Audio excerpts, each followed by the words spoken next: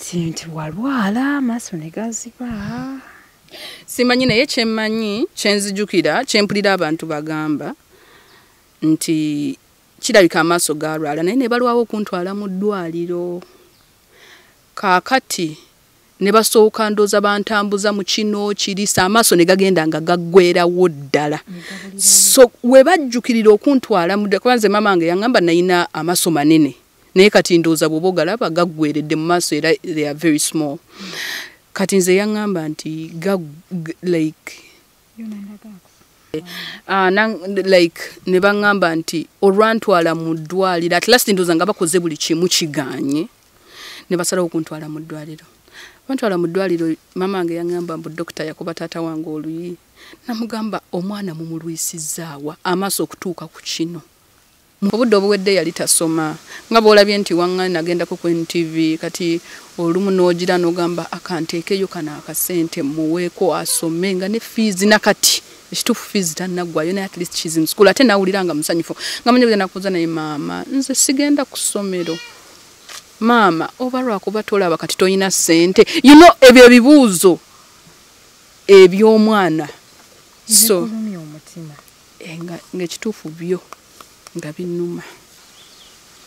Gwe ng'ozaala abaana abalungi. Really? Thank you. Omukwatako what mu face n'omuwulira nga mulungi. So nzijanza nenfunayo omwana omulala era yoyo ate Hadija be baana abampa essanyu. They give me joy. Mariana ye mwana ajja n'akugamba oli ne bw'aba akulimbye ye n'akugamba mami bakulimba kino. Nagamba mami nakuterawo engatto ku mulyango. Mami toyambala kibaliga yambala bwoti. Eno gizze wano, eno gizze wano. Nakugamba kati oba omuntu ayonoona ekintu kyo kuba wano tutera okukyaza abaana baneiba bangi ng'ayonoona n'omugamba gwe lwaki oyonoona kino oli nakugamba wamma nze sikikutteko Mariana najja nakugamba mami akikutteko bwati n'akikola bwati. Abasajja ba disappointinga kale n'ekirala oba bamanyi kale engeri gy'oba blind oba bakuyambye sometimes ndowooza bamanyi oba tetufuna kati n'alabanga ekituufu akuyambye buyambye okuzaalamu ate n'okkiriza kuba abaana obeeta ate onookola kyolwedde kizze nga kizze. So that's how it is. So Hajati mbadde nkyakubuulira ku bukoko ne wabaayo n'omuntu asobola okutuyamba. Hajati ekinnuma tetuyina ttooyi.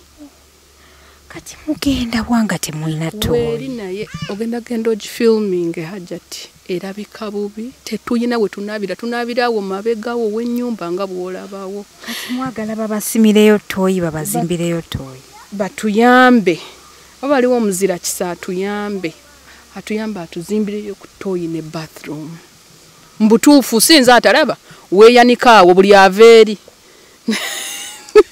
buli aveeri oba ate jjukira oba tomulaba. Platinum Wellness Spa offers therapeutic massage services complimentary with sauna and steam bath for your full body cleansing. You can now get a Swedish massage, hot stones, sport massage, aromatherapy, salt ability hot stone therapy, Moroccan bath hammam, jacuzzi, and many more therapeutic massage varieties. We are located along Lukuli Road near Teletubbies Primary School, off Rumala Access, Kongebuziga. Call us on 0708-842-821. Platinum Wellness Spa, here to take care of you. Kakati bwenkwata wano egamba anlo kati nze nagiteekamu ekigale n'emabega kati yegguddewo device unlocked so it is locked kati wano waliwo ennamba ono Francis gwe mbadde nkubira nnyambeko so it reads everything. Kati nze ngamba awo wotegerera nti Hadija Kigozi yakubye nsanzeeko missed call. Kakati nkubira. Kwetuli. Wokubirira kati nkubira. ogiwulidde sooka ogiddemu owulire nti eyogedde erinnya lyo njiwulidde kaakati oggyeko so when I come ejja kunsomera missed call esigala ekyagamba missed call Hadija esigala ekugamba missed call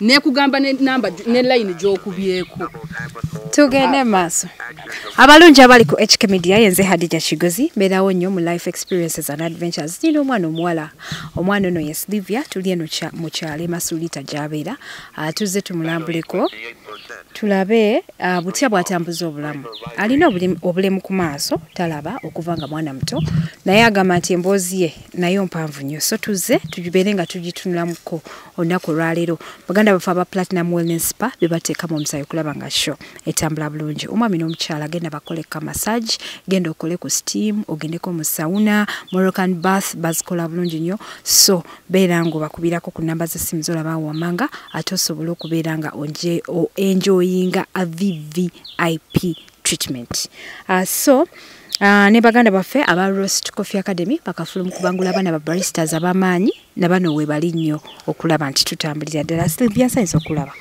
kale nnyabo nange nsanyusa okulaba oba okuwulira nsanyusa okulaba kale nze Hadija nsanyusa okuwulira naye nkulaba nze mmanyi nkulaba in spirit kati nkutegedde era ne bwe nkusanga ku kkubo tompitako ng'eddoboozi eryo sirise I'm so happy webale kujja mu kyalo wankubira luli n'oŋŋamba ne kugamba Slvia ebintu bibi nnyo sina facilitation njagala okwebazako omwami Bat Nsubuga ng'awangalira we Sweden najja nankubira nangamba Hadija njagala ogendeko Masulita I'm going to facilitate you ogende olabe ku Sylvia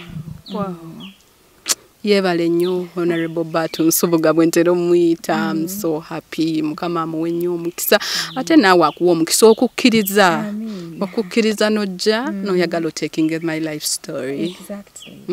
How are you? I am fine. Naye siri fine nnyo naye life moves on. Okay. Yes. Yeah, ebitali fine bijja kubeera fine, don't worry. I mean, nakulabako ku NTV sometime back. Yes. Wandabako ku NTV era nali ngenze kwogera my life story. So simanyi start from. Tomanyi where to start from. You are very excited. Ndaba your eyes are even teary. Don't cry. Asjakaba. So kati ng'okula ng'okyali mwana muto bazadde bo weebali like okuvanga oli muto okuvanga ndi muto nakulira mu kyalo nnyo we bayita Isinjiro district ey'omunda kakati twakulira mu mayinja nsozi it's a place of hills so eyo gye nakulira ne mama wange ne taata wange ndi mwana wa kubiri mu mama wange ndi second born so tisaakula nnyo kyejo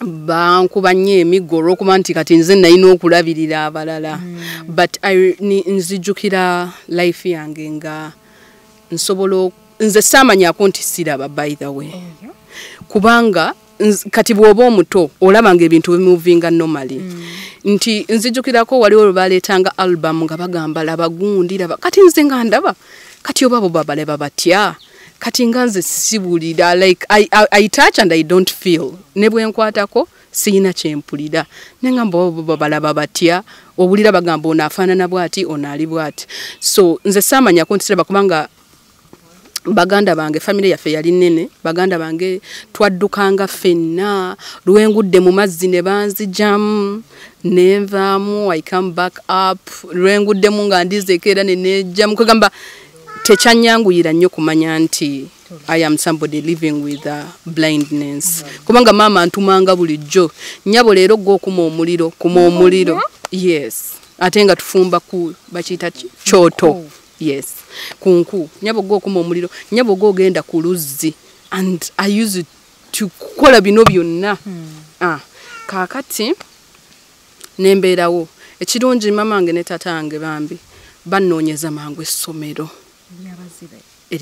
lyali lyabazibe lyali siri abazibe pase so kati wazaalibwa oli muzibe nedda maama wange ngamba nti naziba amaaso ku myaka 3 kitundu agamba nti nno ki ekyakuleetera okuziba amaaso mune maama wange engeri oba gye yali frustrated bw'ogezaako omubuuza akivaako buvi nagamba tombuuza ennaku yange yankubadda obitegeera ebyo so ennaku yange yankubadda kyekintu kyatayagala kwogerako ate nange engeri nti nakimubuuza nkuze nendaba nti munaye bw'aba tayagala kyogerako abantu tuba n'ebizibu byaffe kamuleke naye kati okuze ali kubuuliddeko naye bwe mbuuza abalala nobabuuza like bakazini bange abakuzeemu nomubuuza naye nalinda ababya ddala mbw wali olaba ng'osobola n'okusitula akadomola k'amazzi ng'ova ku luzzi nembagamba kati kineewuunyisa nnyo naye munaye sifunanga na mukisa kubabuuza nti naye oba naziba ntya ye story gye sibuuzangako eredde mu maaso era they are very small kati nze yaŋŋamba nti like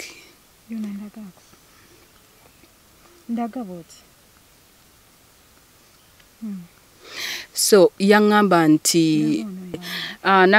like ne baŋŋamba nti olwantwala mu ddwaliro at last ndooza nga bakoze buli kimu kiganye ne basalawo okuntwala mu ddwaliro bantwala mu ddwaliro maama wange yaŋŋamba mbu dokita yakuba taata wange oluyi namugamba omwana mumulwisizaawa amaaso okutuuka ku kino mubaddewa so ne balaba nga tebakyalina option ndowooza kwe kubagamba essomero lye bantwalamu obudde obwo dokita ne bakikiriza nti oli muzibe dokita yakikkiriza nti ndi muzibe nga ndi muto ati ne babalagirira abazadde bange essomero ne bantwalayo maama wange yaŋŋamba yaguma we yatuuka yasangayo abaana abalala bangi n'aguma n'agamba mbadde mmanyi wange nzekka kuba nzijukira jjajja wange bambi yatera okunnyumizaako nti maama wange yagamba nga kale bwe ndaba omwana wange ng'atomera nga yali alaba I feel so bad oba senga yafa kale no like ndooza yakyogeranga nti jjukira yali muto kati nga bwandaba ntomera ng'akaaba bukaabi so nga kirina engeri gye kimukosa naye kati anjagala nnyo sindooza yakyogera just out era waliwo lwabeerawo n'akyejjusa nagamba bannange ye kennyini takimbuulirangako naye jjajja wange yali annyumizaako story so n'akimpisizaamu so n'atwala ku ssomero nali muto ne baŋŋamba nalina effujjo lingi nga nsoma ate bulungi so ne ntandika okusoma kati essomero lye twalimu it's a school for the blind naye liyina si school for the blind ly'abantu abalaba naye nga lirina ekintu kye tuyita annex kati annex eyo bamuzibe mwe babeera tusoma ng'abalala ekitwawula kuwandiika na kusoma nti ffe tusomesa ngalo abalala basomesa ki maaso kati naye mu class tugenda mu class yemu vanga wagenda mu ya social studies era tuba fembi ffe twakyusanga class nga tugenda kusoma math kuba math nzibu tetusala gisoma n'abantu balaba kubanga ku lubaawo baba directinga kino kiri kati kizibu nnyo bitegeera so ne tutandika okusoma era ebintu by'empandiisa ebimu mbinawo wano so nsobola oba nakulagako edda so tulagako oluvannyuma engeri gy'owandiikamu tulabe so kati nensoma primary bati tuli mu interview tugenda kukubira oluvannyuma wanje tugenda kukubira oluvannyuma tuli mu interview ndoze simu yeekubye ugambye so kanensoma primary nenjimalako nensooka nzira ewaka nentuula ewaka kuba tewali school fees awo mu primary era baali bannyambako kuba kyenerabidde okugamba ffe twakulira mu ewaka nga kye bayita mu luzungu humble family ng'ekituufu tuli baavu nga tetumanyi sukaali tetumanyi mugaati nga nga tuyina emmere matooke amangi naye ng'ebyo necessities nga ne sabbuuni ayinza okubula nga naki ebyo nga tukumatta dooba oba ogimanyi so ye family ewaka gye twakuliramu so after P7 school fees nasooka agaana kati bwe yagaana nesooka ntuula ewaka naye nali mugezi so abaali bampeerera ne bajja ne bankima era nze senior 1 nagitandika second term kati nempitamu baani abaali bakuweerera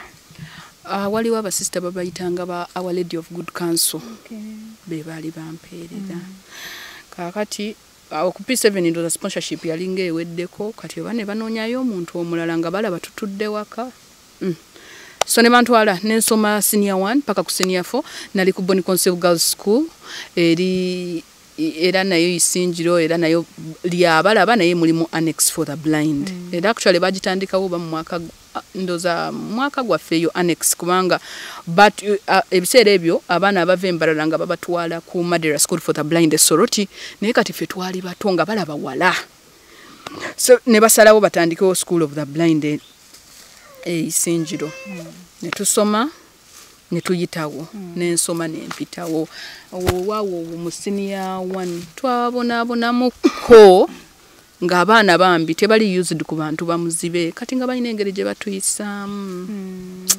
ng'omwana kusanga mu kkubo n'akukuba tomulaba toyina jjo bagutwala ng'omuzannyo abaana abatomba mayi simanyi naye wa secondary ng'oba okuze okusanga munno like n'omukuba n'omubullyinga that's where bullying starts from ate ng'abaana baba bakulu but they go on and bully n'akubullyinga tolaba tomanya ani akoze eki ani akubulinze olumu abaana abamunga nga to reporting ani gwotamanyi nga omwana like nga bayina engeri bambi olumu oba nga mugenda okoza ebintu ne basikawo amazzi ne bagatwala tolabyani akikoze kagabyatukabya nnyo amazzi g'ebintu ebyo nga twakatandika okusoma mu secondary era secondary ne tutamaga bannayo omuntu adde waka naye bamala ate ne batwagala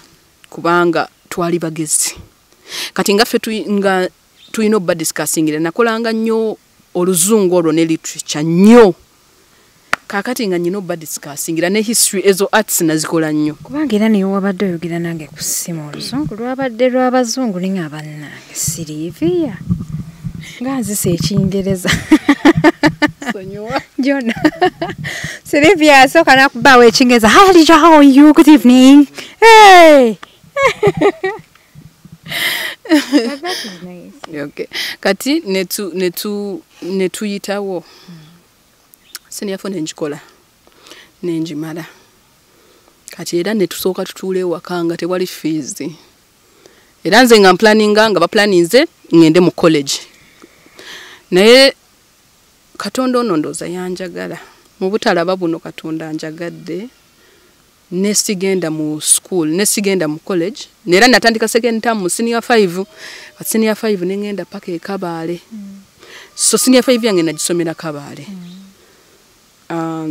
ne mala ko senior 6 nempitawo ku government sponsorship nengende Makerere so nensome Makerere wani nasoma mental health bachelors of mental health and community psychology amazing campus yali nungi with a lot of luxury still luxury gamanti kuba fe twali gwe gwali omulundi ogusooka okulinnya bus okudde e Kampala nga sigenda nga Kampala nga n'obumaze mu kyalo paka wotuuse ku university wonna nze nga sirinnyanga ku basi kati twalinnya nga tujja by the way nga tumaze senior 6 nasooka nenzije e Kampala nga batugenda to training mu computer kakati gwe gwasooka okulinnya basi kati olwalinnya basi nalina mukwano gwange nga we are both blind kakati mu basi omwo ng'owulira abantu boogera olulimi tolutegeera Luganda of course nali sirutegeera nga boogera Luganda nga tolutegeera netuguka netutuuka ekyato nsenyo twatuuka mu paaka nzijukira nga kati waliwo abayita kireka kyali wajjala kire kati netugamba bana abalalu kati kirayika tuzze mu balalu era nga ffe tumanya abo abantu abayita taxi paka wetwakakata ne tubeera mu kampani tumanya nti abantu baba bayita bantu kugenda era ffe twasooka kulowooza those people abantu abo balalu kakati netutuuka ekirekatemuwulirangako bantu beeyogeza bokka bwe bayita ab'ekireka kyali wajjala simanyi bweyogerere simanyi kati ng'ebyo tetubiwulirangako ng'embeera yeeyo nga tetubiwulirangako naye netutuuka ekireka twali tuzze okusomera computer training ne batuleetera waliwo awo abavubuka bambe bwenti nga wanyumiza abantu abakulaba agala okukulaba kati nga bwe twali twakatuuka e Kampala nga abavubuka nga bajja like ne batugulira kati basooka otugulira oba zaali sausage nga tetuzimanyi era tetwazirya batugulira Rolex nga tetuzimanyi era manyi ebiki matooke ebijanjalo that's the type of food naye bino maji masiike omugati gwe mwali mugumanyi omugati kyeka twali twaguwulirako naye nga si kyekintu ekiriawo nga okugulya tulabanga luxury nga tulabanga luxury mwasoma bulungi ku uni bate mwabikuliramu naye kati ababikuliramu eno bo nga beejajaamya kati netusoma kati eno ng'olaba emmere ffe ewaffe eri bakuwa emmere n'olya n'okkuta ng'eno emmere oba yakuyiiya nga bakuwa emmere anyway naye ne tubaawo so bwe twamala ne tuyingira nenyingira university it was somehow amazing naye nze saayina kino nti ngendere mu ngoye ez'ebbeeyi kuba nali sizimanyi nali webale nnyo n'okuzijira nga siziinanga bayingira akatale ne bangulirayo emivumba 1,000 n'oyambala kisikati n'ekiblouse era nzijukira nga tulinga mu third year mukwano gwange yambuza naye oba siiri wali kuki konza ate ki nanga naye ojjukira engoye ze wajja oyambadde oba lwakwa ffe twalowooza lwakuba mwali temulaba ne mbagamba kale ne tutandika okunyumya bwe tutyo ye mukwano gwe yali alaba mukwano gwange oyo aliwa yenna oye yakugamba nti oba siri mwali kuki anti bo baali balaba twali mu school of psychology kati mikwano gyange nze abasinga ntera okuinteractinga sitera nnyo kwesiba ku kiringa bono kiringa bono ogenda mu class nosanga nga ate like abatali bagezi nnyo era batula n'abatali bagezi kati ate kati nze bench ojja maaso kati nze nalina okwesiba kwabo abalaba banyambeko kubanga ne ssente z'okugula handouts olumu nali siziina kati nga be balina okunyamba kati bansomere kuba tebabiproducinga mu braille baproducinga era okusoma ku university it was kwegamba okuyita oba okoze nnyo kubanga baproducinga handouts nga tegwe tosobola zisoma ekitegezo olina ozikyusa oziteeke mu braille oba otuula omuntu akusomere owulirize buwuliriza so bwe tutyo bwe kyali so after campus nembaawo nyina brother ange gwe nabeera naye cousin brother ange gwe nabeeranga naye ku Lwentebe netubeera naye najja nga like kati bwe namala okusoma era eyo gye nagenda naye immediately waliwo yali 2016 yes kati bwe namala waliwo omukyala eyali naye yazaala abaana ababiri nga tebalaba alina abaana babiri so nalaba nga okusomesa kw'abaana bali blind kuli very expensive. Nasalawo n'atandikawo essomero. What makes it expensive? Ebintu byetukozesa kati rimu yaffe ey'empapula eyammwe egula emitwalo 2 eyaffe ya mitwalo 9. Oh yeah. Buli taamu efaanana etya kubako obuntuntu mpapula zennyini nga bwola simanyi bwe bazikola ennaku zino nnyina nabadde njagala kulaga anti osooka giwandiikako tofiiringa gy'otawandiiseko oba empapula bazitadde wa Francis empapula ziba plain zezine zaba blind katirako ne board peni eriwondage kati zino nazigula kuba njagala kulaga naye nagula manira naye ennyingi almost zibeera bwe ziti naye you got this for me nga njagala kukuwandiikira nkulaga engeri gye tuwandiika wamma empapula zammwe endala kati eno kino kye kikyasinza okuba cheap kati kano kokka ka mitwalo 8 kanene akabodi kano ka board aka plastic kati oteeka mu booti olupapula olulabi n'oggalawo booti kati kagundi akakuwadde owandiikira kuno owandiikira mu buno obutuli kati buno obutuli bukola 6 dots kati maziganje anko wekwese n'oganywako kati buli katuli kalimu 6 dots kati 6 dots ezo zezikola za dots A up to Z zezikola A up to Z. That's how you learn how to That's write. how we learn how to write. Kati kano ke kali chipa kati waliwo machine endala gye tukozesa ya miliyoni nga 3 kati it makes life difficult kati gwe mutamo olina okukozesa rims empapula 3 nze like bwe mba nsoma tewaliyo bitabo by'aba blind nga babi printing of printings jebiri naye kati for example nga tukozese nga Bible tebasobola printing a Bible ne ba printing yonna omulundi gumu tekisoboka kuba yaffe waka eri heavy so balina okuprinting per book ne bagamba kati produce Genesis. What is that? Kati kano ketuwandiisa. This is your pen. Aha, kati eno joyinzo yita peni. Kati mama njagala kuwandiika atandikire mu line ey'okubiroza. By then andikulagidde na wano. Kati wano line esooka, kati eno ey'okubiri, kati eno ye B gye tukola. But let me write for you. Kati eno A, B, C, D, E, F, G, H, I, kakati obiraba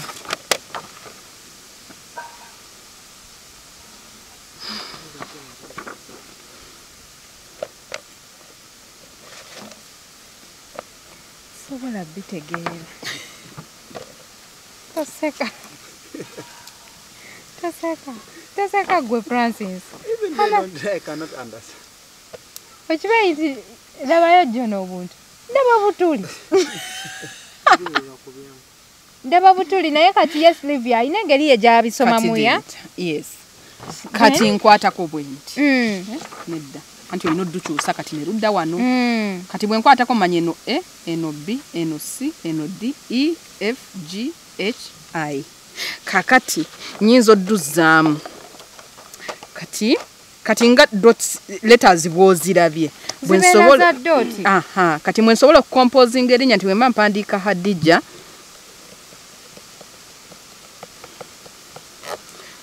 kati Hadija ndiwandiisa mpandiike ne Kigozi erimu ddabo no temulimu ddabo oops sorry don't worry kati eryo lyerinnya lyo mu line ey'okubiri Francis oseka ki nga ndaba erinnya lyange nga siritegeera liringa eriri mu Luchina laba ku linnya lyange nerya Jona olituwandikire Jonathan Muwanguzi Nsubuga kakati ngenda kulaga letter by letter nga bwe nziwandiise kati gwe bwe nkubuuza oba osobola okurealizing nti eno etunula eno kuba gwobola kuba n'abalaba babisoma nga wabisoma nga bw'onosoma sign language kati era bw'osoma braille omaze okulabako John kakati anti mwe mutundu kati nze nsoma bwe nti kati olaba kati eno H ogiraba hajati H ogiraba kano kokka kati ogiraba nti efaanana n'eno okitegedde kati eriwa gwe mundowooza yo eno kati wana efaanana nani efaanana eriwa efaanana eno kati eno ate eno efaanana n'eriwa efaanana n'eno ddi aha very good kati ate eno but I think I'm just mastering it but I'm mastering the fact that wagize what kale kati ate eno it's a J eno I kati aya eriwa Baana Sylvia Kale. siraba ayi yino ogira nti efaanana n'eno kati je saagiwandiise kuba tetwagituuseeko naye era osobola okulira eno gye kati eno eno h era h ng'eri wali kati katuwandiike erya Jonathan Muwanguzi Nsubuga onaamufiiriza abakyala abalina emmamba ku mukutu abeddira emmamba bayinza omugoba yatwogedde Jonathan kankiwandikemu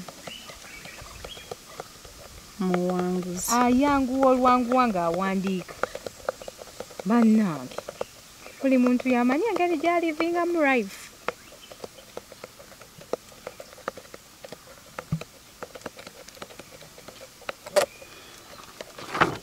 kale erya Muwanguzi lino Jonathan kati ndowooza gw'obiyiza osobola n'obisoma bannange tosobola kugamba eno kati bwe nkubuuza eno leeta kino dde eno mu layini n'ozisoma mala kuziraba kale ziraba ombu n'ekirala kiri psychological mbwe erinnya lya Jona litandisa gye kati ejja kumbuza eno leeta kingande gye eno leeta ki kale mbuulira eno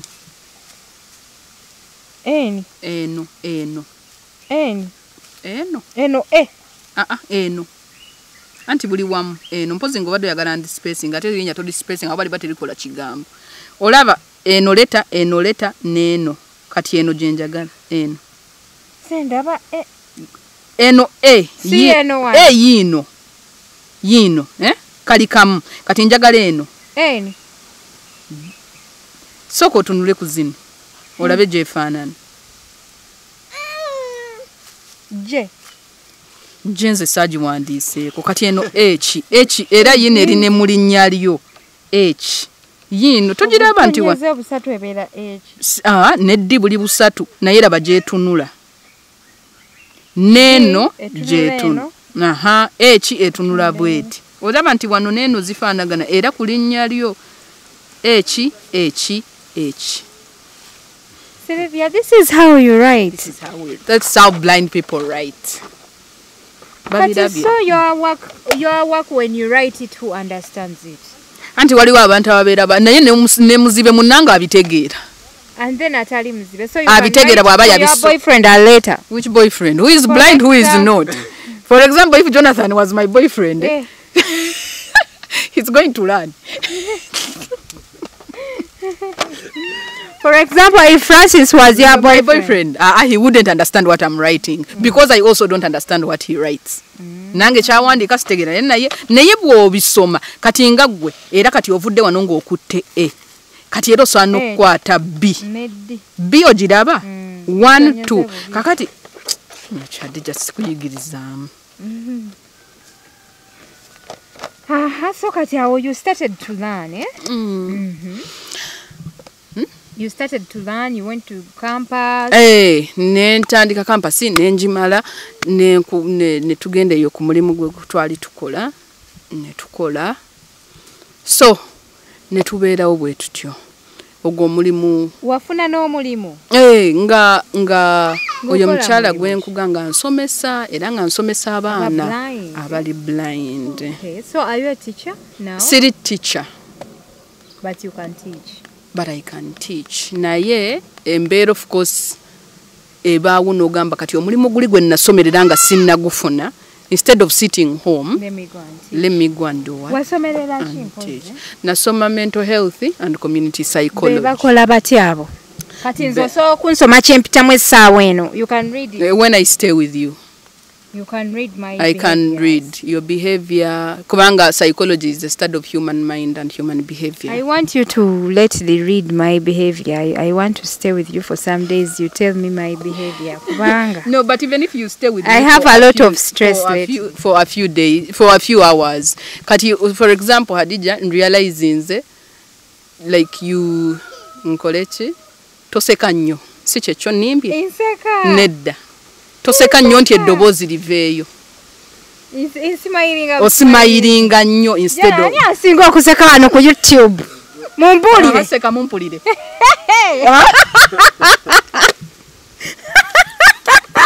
Gwe gwe tanapulira kongaseka gwe ku YouTube wano mu Uganda gwe kyasinze nze kyasinze nze mpulira kisimayiro kyejogera n'okuseka jera siseka wali bwatuka n'enseka seka nze nanga sikyategeerekeka musho kati nange mbadde njagala ombwatukiremu wanti bwatukidde yeah naye so psychology so tukola counseling tukola mental health tukola resolution conflict ngenda ku counseling naye chichi hajati I want you to counsel me wali muwevaako jona sicho wali muwevaako nenjagala okwata jjo n'ekigwo ebyo biri konde ebyo olumu biri nnomo omuntu mbulamu ovaako ne bw'obaani ovaako naye lwakuba nti abalungi abali ku HK Media tukyagerera ddala maaso akasana katuyinza tuli eno tutudde no mu miti gy'omwana muwala Java Sisters okay waka wamwera tetukoma wali ali ennyumba ya mwekoma eno tu trespassing tuzza okukyayirako omwana omuwala Masulita Grace tuzza okukyayirako omwana omuwala Masulita Sylvia tunyumyemu konza abakyala munaayi wonna wompita nzija kasambeera nga neesobola siganira Sylvia namugamba nemugamba wenaafuna facilitation apparently embeera mbi nga nfunye yangulako jampa ku HK Media nja kujja newankubadde waliwo omwami Bati Nsubge yavaayo nagamba Hadija njagala ogenda okyayireko ku Sylvia kankuwe facilitation n'andeeta paka waneeno so tuzze tumulabeko tumanye butya bwakola emirimu gyo embeera eri etya ng'omwana omuwala embeera essaawa eno si ennyangu Hadija mbeera ya struggle kubanga omulimu gwajja ne guggwawo COVID nga tusomesa ne tulekera awo ate bwebaddi okuzzaako tebanzizaako so life became difficult naye ekirungi nti nali nagulayo kapoloti nga nkyakola eno kyobula nagamba kangula eno mu kyalo nga sirina nasuubi lya kubeerayo kubanga ebiseera ebyo omulimu nga gugenda okuggwawo ate nga naakazaala first born Sylvia wazanayo ne first born ebyo ng'obadde tobinyumiriza wamala awo n'ofuna boyfriend ye yanfuna naye ng'ali blind oba ng'alaba yalaba n'akuyigiriza ebintu byonna ebikyuba byonna nali nabiyiga dda bannange otya byonna mbimanya nga bwe nkugambye nti ffe embeera yaffe yakkulira mu kyalo so tewali kinene kye nali simanyi manyi okuwaata manyi okufumba so there is nothing madamu ebyo si bye bikola amaka amaka katonda wange tuli ku byamaka gaaka ebyo byokka si bye bikola amaka that was your first boyfriend boyfriend nedda si ye yali first of course waliwo yaliwo nga campus life eyo yeah but things didn't go well okay so netufuna oyo so when nazaala first born ate nga ye mwami atafaayo nti azebuzi n'amanya nti maybe yasooka nga afaayo. So you mean he took advantage of you? Kyenyinza okugamba munjogere nnyangu kyenyinza okugamba nti taking advantage kigambo kinene naye sonosanga ng'omwana abeerawo tayina z'amata tayina kale amata is maybe kati nganze ewange natuuka amata nenjiyita luxury ngeri gy'otaakulanga gaaliyo naye nga sigasobola ewaffe mukyalo gayinza oba gaaliyo naye nga tegaliimu sukaali ng'ekyo kyo nga bwe nakikunnyonnyodde nga twakimanyira naye kakati nava ku mulimu nengenda nembeera gye bayita ekisaasi katinga okunoonya sabbuuni okunoonya sukaali onoonyeza omwana kyayambala Hadija nga kinene until when I talked to my mother nangamba naye omanye va mu nyumba ezo ez'ebbeeyi 10,000 oddeje wagula kapoloti kati nga nyina ne sister wange ono wali wagula eno masuulita nagula eno masuulita so nangamba oddeyo odde kapolotiko nebo kati bwotafuna mulimu mulala era mwebaza kuba yampa advice ennungi nenvaayo Hadija mu bulumi nenzije masuulita nempangisa ennyumba ya mitwalo 3 ne tubeerawo naye nga n'esatu gikola ki gibula nga n'esatu gibula omwami tali wagambe nti n'abawaayo esatu ekyo kyo teyakinkolera ko tandrentingiranga ko obulamu bwe bwonna naye nga yakitegeera nti akufunyisiza olubuto akimanyi n'omwana mumanyi abimanyi omwana wali ali oba tannakomawo agenze kusomero she's 4 years oh sweetheart ayina emyaka ena asanyusa obudde obuwedde yali tasoma nga bwolabye nti waŋŋani nagendako ku NTV kati olumu n'ogira n'ogamba akanteekeyo kana akasente muweeko asome nga ne fees nakati ekituufu fees tannaggwayo naye at least she's in school ate nawulira nga musanyufu nga manya bugenda kuza naye maama nze sigenda ku ssomero maama oba lwakuba tolaba kati toyina ssente you know ebyo ebibuuzo eby'omwana so ng'ekituufu byo nga binnuma it was so hurting so nenzija masuulita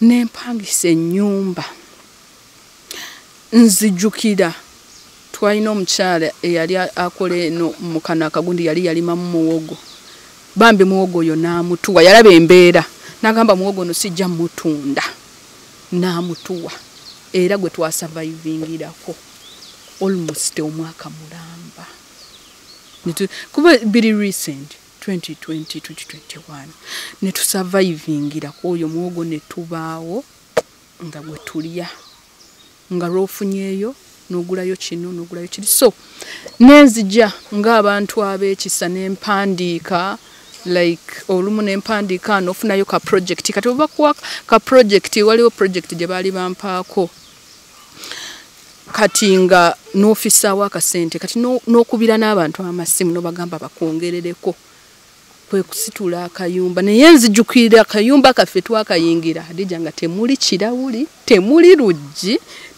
naye at least nga kubanga ne rent yali ebuze nga tukyalina nazisasula rent so ne tujja ne tubeeramu mpola mpola Katonda yatukuuma ne tubeeramu n'omwana ne sister wange n'omwana ne sister wange so ne tubeeramu naye all of a sudden ebiseera ebyo nenfuna ate omwana omulala era oyo azannya yoyo ono baby ali mu red asimanyi oba ali mu red I'm sorry no it's okay ono baby omuto oyo yazanyukidde oyo gwe ng'ozaala abaana abalungi really thank you omukwatako what's mu face n'omuwulira nga mulungi so nzijanza nenfunayo omwana omulala era yoyo ate Hadija be baana abampa essanyu they give me joy Mariana ye mwana ajja n'akugamba oli ne bw'aba akulimbye ye n'akugamba mami bakulimba kino nagamba mami nakuteerawo engatto ku mulyango mami toyambala kibaliga yambala bwoti eno gizze wano eno gizze wano nakugamba kati oba omuntu ayonoona ekintu kyo kuba wano tutera okukyaza abaana baneiba bangi ng'ayonoona n'omugamba gwe lwaki oyonoona kino oli nakugamba wamma nze sikikutteko Mariana najja nakugamba mami akikutteko bwati n'akikola bwati since she started school ajja nagamba mami wange wamma oli mulungi ate nze njagala nsome nfuuke dokita nkujjanjaba amaaso so ali so amazing I want to cry kali amazing she's so sweet kati nagamba naye mami kati fe like nagamba kati mami lwaki ffe dadi waffe tatulabako n'owulira ng'ofa ekyo kinkaabya era lumu namugamba toddamu kimbuuza toddamu era okuva olwate okumala tegeera abawala babuuza ebibuuzo they are not like boys toddangamu kukimbuuza Yola I'm going to tell you a story. I went to pick my son. You know me when I came back from Dubai. Nasoka nensule wa mama wangu mwezi nga gumu oba ebiri. Kati when I moved into an apartment, nengenda okukima mutabani wange ewaka. On a weekend nga tasomye nga njagala jabeereko ewaka. Nangamba mami eno gye tulaga tugenda Dubai. Kuba bamugamba mama we akola ki? Akola Dubai. Abeera Dubai. Yambuuza mami eno gye tulaga tugenda Dubai. So kati abaana bo babuuze ekyo kibeera kiriwo. Akubuuza n'owuliranga. Kati recently wano hajati wetubeera tetulina masannyalaze gali wala. Kale gali kumpi. Kati bambi agira nakubuuza naye kati gwe mami towulira nzikiza. Kati ng'olumu essimu yange naye teriiko muliro nga gy'olina obbateerako balabe. Era ne mami towulira nzikiza. Tamanyi gamba nti tolaba nzikiza. Gwe towulira nzikiza. Ffe tetulaba. Ffe tetuli mu kulaba. Gw'olaba. Era nga amanyi okuga njukira mama jjajjaawe yamubuuza nti Mariana mama wo yaba akyama so nabanza amaaso ga mama wange galwala ssenyiga kati amaaso ga mama wange galwala ssenyiga naye jjajja mama wange ajja kuwona so kaakati nosanga tetuyina ne tubeerawo bwe tutyo mu mbeera Hadija ey'Okutoba since that time of COVID n'ekyokulya okinoonya nga tokiraba ebyo ebya sukaali nze ninga atabimanyi ewange Omunywa yadde ne papa sukaali kaveewa nga you're thinking about kiki bagenda okulya. So kati how do you guys survive? Bwe tutyo kagamba oba ku masi kulima waliwo omukadde yatuwaako we tulimira awatonotono nima wayiga okulima tugenda nakulira mu kyalo suulima lwe bizze ne mulya lwe biganye kati oyagala abali ku HK Media bakuyambiseeko kona kiri most important. Hajati soka neyanziza okujja just in case. Hajati njagala nsaba nze mpulira njagala kubeera independent. Kuba toyina gojja kugamba nti buli mwezi akuweeyo ettaano akuweeyo omutwalo. Netaaga mulimu. Omulimu nasoma mental health and community psychology. Naye ng'omulimu tegunnabaawo senga at least nfuna capital netufunako kye tukola nga bwe tusobola okukola. For example tusobola okulunda enkoko, tusobola okulima obutiko, tusobola okukola liquid soap kuba ebyo byonna twabisoma. Tusobola okukola liquid soap, tusobola okulima obutiko, tusobola okukola ki okulunda ku nkoko and all that. Kati ebyo for example otandika na sente nga mmeka? Manyi naye kusooka kuzimba kiyumba. Ati bw'ozimba ekiyumba space mugenda oyagala okuzimba ekiyumba weeri ekirungi nti space yo entonotono weeri we tusobola okulundira. Nkoko would be the best option. Tolaba Juna nkoko ne liquid soap ogamba abantu ne bagamba kati leeta wavayo omuntu nakugulira obukoko. I can't wait nga nkomyewo n'obukoko mu motoka ono bebi wakomyewo ku ssomero. Nange beeraawo tojja mu kamera. How are you? You are fine. Ngozaala abaana abalungi. Kati ate bano oli yakubbako abaana muganda wo. Abaana boono bafaanana muganda we. Sisha Jona. Kulikayo ku school. Webale kusoma. Owaye ng'ozaala abaana balungi. Kugambye. Omanyi okulonda. So kati taata woono omwana ye ow'okubiri aliwa. Naye yagira bw'ati n'adduka. Abantu baagala nnyo taking advantage. Ate olumu oba tomanyi ng'olowooza maybe this person will be a good one. bwaba ne pichi nakutwalangako ku pichi nogamba jangu ntwale wano nakutwala ngolowooza maybe he will be there. Abasajja ba disappointing.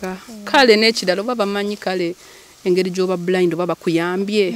Sometimes ndowooza bamanyi oba tetufuna kati n'alaba nga ekituufu akuyambye buyambye okuzaalamu. Ate n'okkiriza kuba abaana obeeta ate onookola kyolwedde kizze nga kizze. So that's how it is.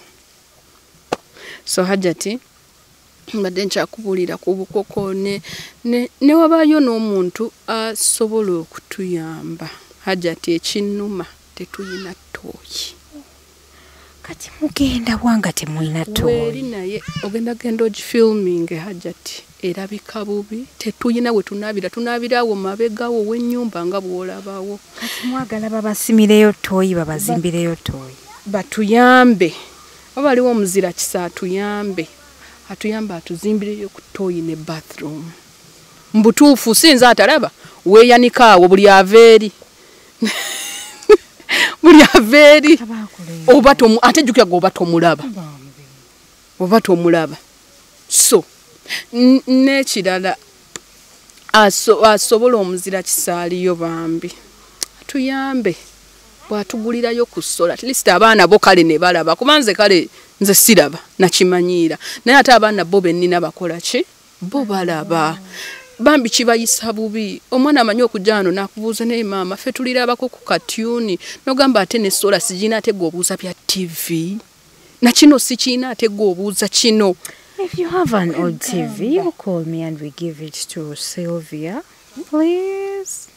Kagamba nga n'olugoye Hadija nze kituufu nsaba nkwegayiridde Hadija nga bw'okkiriza n'ojjana era n'abalabi bo bonna ne bw'obayo bangoye oba ki tuwe. Kati waliwo ekirala ekizibu kati nga bw'olaba wano kati olumu kati ng'ono omuwala bw'aba taliiwo nga ndiwonzekka nsigalawo n'omwana. Kati waliwo lwe muyita nenga Mario n'asirika nenga bakati waliwo akasitudde n'akatwala. Senga bambi wabeerayo omuzira kisa nga so tuyamba enclosing ne tu enclosing awantu wano ne tubeerako munda. Nagikole buli omu alina kyasobodde ajja kukola ekyo. Ne tubeerako munda ne tu enclosing awo ne tubeerako munda ng'oli sure nti ne bwe nnaalunda enkoko teri muntu anaava eri ajja akole ki azibbe taking advantage.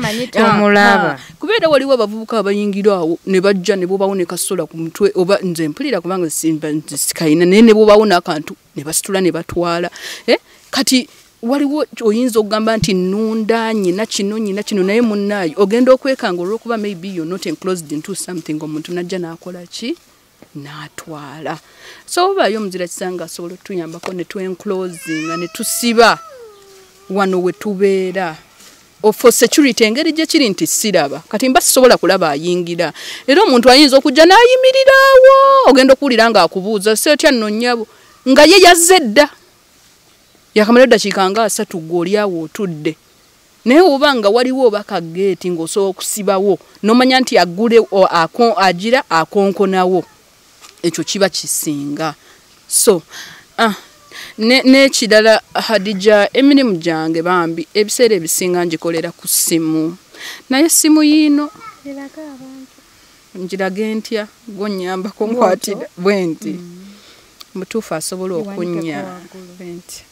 okunnyamba evaayo gyona nampa ku ssimu ne bwebanga yiye oba takyagikozesa oba mpya oba anything any phone. Like people who are blind simu eziri accessible zitera kuba Samsung oba Infinix oba any Android.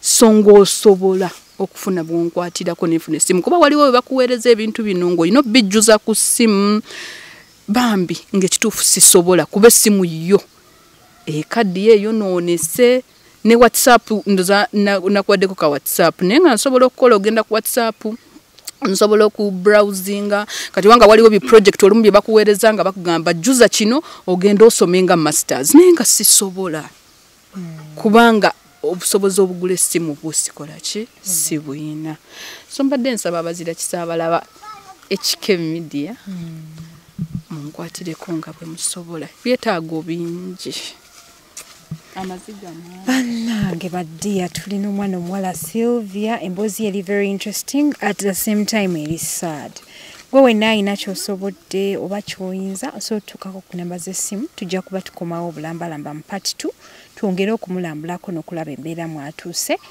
muzikirize mbasibule so kati gwe wenna asobola okubeera ng'oyambako omwana omuwala Sylvia osobola ku namba zaffe z'essimu tusobokomawo mu part 2 ate ne tulaba butya bwe tuyinza okumuyamba nawe aba ayagadde enamba ye so okujja mu inbox yange n'engikuwa bulambalamba n'osobola okubeerako nekyokola ki nekyomuteerako ku ssimu ye so njagala okwebaza Hadija Bambi olugendo luwanvu naye Mukama yaba ku blessing more than you can kwegamba nalabye nga onkubira essimu Bambi kati ntutuuse wano Mukama kwenye omukisa kuffe naddala abakyala Bambi boyamba nti ne wabeerayo omuntu eyo ng'olumu ayina these like women organizations ajje Bambi like atukwatireko oba tuli baana bawala ate ffe tubeera waka twetaaga omuntu nga so tukwatirako ne tukola eky'omutwe waliwo n'omuwala Bambi eyakubira ku mikwano gyange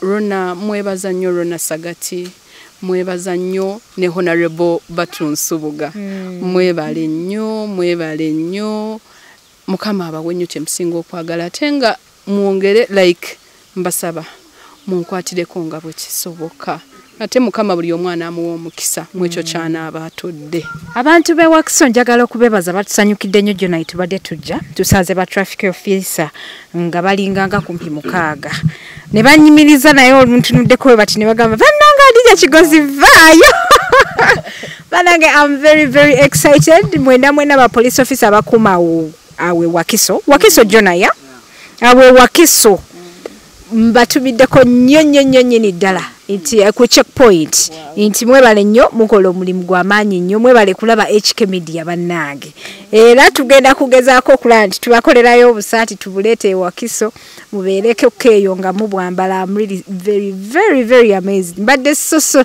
like you know mfunye essanyu lye mbadde sifunyeeko newankubadde nti mbadde nzije eno wala naye olunaku lusigadde lulungi nnyo the fact nti nsanze bafaani bange nga buli kyonna kyenteekayo nga bakinyumiza Bambi njagala batumirako nnyo ba traffic officer abakuuma Wakiso nti mukola kyamaanyi nnyo HK Media baagala nnyo mpozi muzikirize mbasibule bagala fa ba Platinum Wellness Spa be bateekamu omusayo kulaba nga shop etambula bulungi gw'omukyala n'omwami couples mugendeko mu jacuzzi munyumirwa obulamu mugendeko mu sauna mu steam bath mugende mukole Moroccan bath mugende babakole massage so ebintu bineno birina engeri gye bikuzza buto birina engeri gye bitambuza omusaayi gwaze ku vacation balina rooms osobola okugenda ne webaka ate nga boyota ne ku kaliro wali eri mu sauna njagala okubebaza bakwano bange nti mwebale nnyo okutulaba mwebale nnyo okutugoberera mwebale nnyo okusubscribinga aba Roast Coffee Academy bakuga